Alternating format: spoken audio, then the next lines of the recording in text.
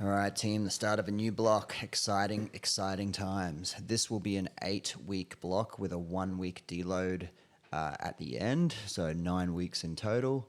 We're going to have an interesting mix up towards the middle of the block as well. You'll figure that out when we get there. But we're going to start the week off, and we're going to start every Monday off with a barbell on your back. So we're going to be hitting the back squat on Mondays. Don't get intimidated by this, but we're going to be going for a 20 rep back squat.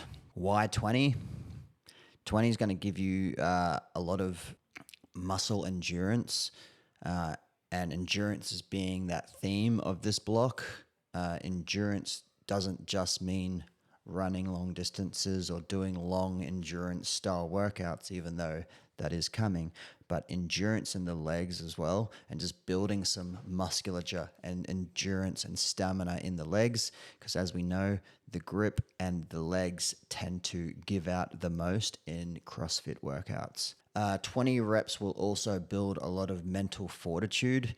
If we can even think of workouts like 21, 15, 9 this, and 50, 40, 30, 20, 10 this, if we just have that muscle endurance and that stamina in our legs or in our grip or in our core for that matter, it's going to make a big difference to how you evolve as an athlete. These higher reps, if done well and if done appropriately with the right weight, can be super, super powerful. So notice I didn't say 20 rep max back squat. That will be more towards the back end of this block. When we do it for the last time, you should be hitting a 20 rep max back squat. And it should be relatively accurate as well, because you're going to be building a lot of confidence and idea on how to attack a high rep movement and such a demanding movement that as well. Firstly, with the 20 rep back squat, you do not want to shit the bed today. So I would much prefer you to get to 20 reps being like, I probably could have gone a little bit heavier. Maybe I could have got 5 kilos heavier. That's all good. Just leave it there and then move on for that next week. So week one's going to be about 5.5 RPE or 55% of your 1 rep max. It still needs to go by how you feel on the day as well, so keep that in mind. When attacking a 20 rep back squat, firstly, after a good warm up, you're going to hit this as a bit of a guide, 8 to 10 reps at 30%, and then 6 to 8 reps at 40%, and then 4 to 6 reps at 50%, and then attempt your 20 reps. When doing 20, it can get a little bit gassy as well. So consistent breathing throughout the whole set is going to be key for you to hold your rhythm, stay safe, and move really well. That tension that we need in between our shoulders and our hips, our core, needs to be super tight and strong. So if you are a belt wearer, breathe in through your mouth and push against that belt, and that's going to support your internal organs. It's also going to make you feel super strong through the middle, so you can transfer that power from the legs into the bar.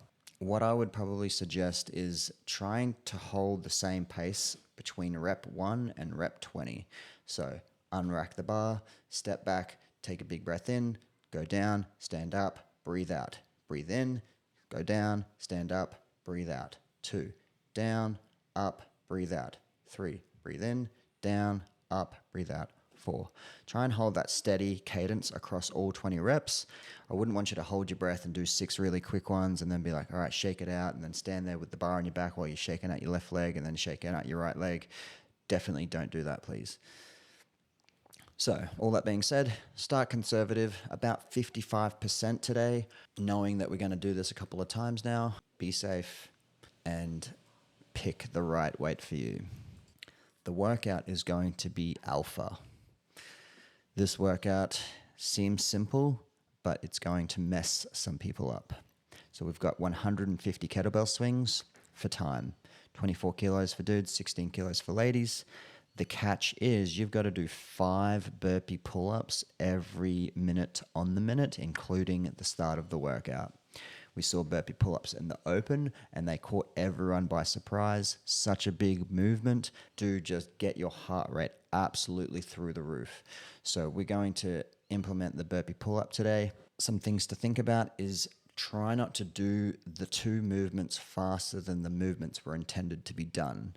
If you sprint your 5 burpee pull-ups at the start of this workout to have an extra 3 seconds on the kettlebell, it is not going to end well. I promise you that. So try and just hold a steady cadence on the burpee pull-ups, especially the burpee pull-ups. Think of it just like a burpee box jump as well. Very, very gassy. And that way you're not doing the movements faster than they're intended. You're just holding a very deliberate, consistent pace. You put your hands on the kettlebell and you just start swinging. And a kettlebell swing is such a rhythmic type of exercise anyway that it will dictate the pace for you depending on how big your arc is. And you're just trying to hold on for the majority of the minute. As soon as that minute ticks over, get down on the floor, start your burpee pull-ups again. Obviously, if there's like 15 seconds to go and you got 10 reps left, you're going to try and do them kettlebell swings a little bit faster so you don't have to do that buy-in minute again to finish. But for the majority of this workout, just try and hold a nice steady cadence across both movements, and you'll find that you'll hopefully get through this faster than you thought. That being said, some people are really going to struggle with getting the amount of work in the time cap. So if you're a little bit nervous, 1, do 100 reps instead of 150 reps for time. 2, do burpees instead of a burpee pull-up, which will give you a little bit more time for the kettlebell. Alternatively, just get time capped. Have a lot of fun with this one. I think it's going to be sneaky. Perfect.